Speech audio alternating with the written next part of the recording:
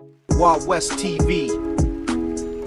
Bana, sakata la kuahilishwa mchezo wa Kariakoo Derby kati ya Young Africans dhidi ya Simba Sports Club. Wadau, wapenzi na mashabiki wa soka wamekuwa na maoni tofauti, lakini oni kubwa ni kwamba kwa nini Young African anajiamini kiasi hicho na kusema kwamba hatacheza mchezo ambao utapangwa tena na bodi ya ligi kuu Tanzania bara. Yanga yeye anafikiri kwamba moja kwa moja kanuni zinamruhusu kufanya hivyo kwa sababu alifika mpaka uwanjani lakini mpinzani wake hakufika. Lakini sakata hili bana, unaambiwa bwana, inabidi lifike kafu haraka sana ili kuokoa na kunusuru mpira wetu wa Tanzania, kwa sababu sisi kama wa Tanzania bado hatuelewi, hatuoni kama kuna namna ambavyo soka letu linaweza likanusurika.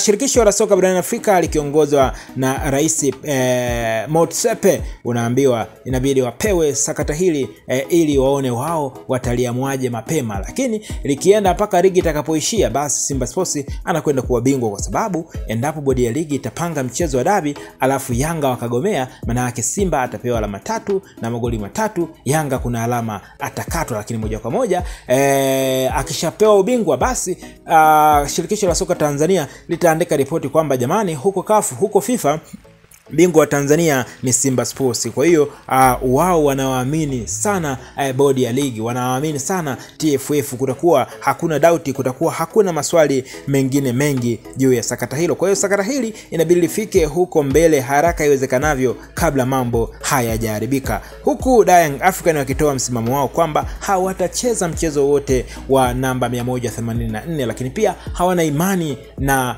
uongozi wa bodi ya ligi. Lakini tatu, wanakuambia wanazitaka alama 3 ambazo Simba Sports hakutokea uwanjani, na sheria na kanuni zinasema timu isipofika uwanjani basi itapokwa alama takriban 3 na kupokonywa alama wao 15 katika ligi hiyo. Tuandikie maoni yako kama mdau, shabiki, mpenzi wa soka letu, kwamba unafikiri